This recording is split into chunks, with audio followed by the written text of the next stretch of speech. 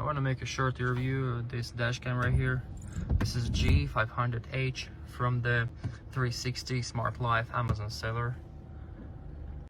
And I like this camera because it's recording video in a 2K quality. As you see right here, it's 2K. You can downgrade it to Full HD, so your files will have less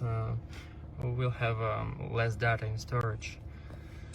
So that was easy. That was real easy to connect right here by the wire. You can't even see it.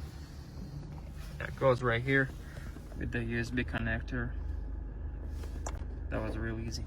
And also I'm gonna connect my backup camera. It's connecting right here and just going through all the car back there. It's real easy to do.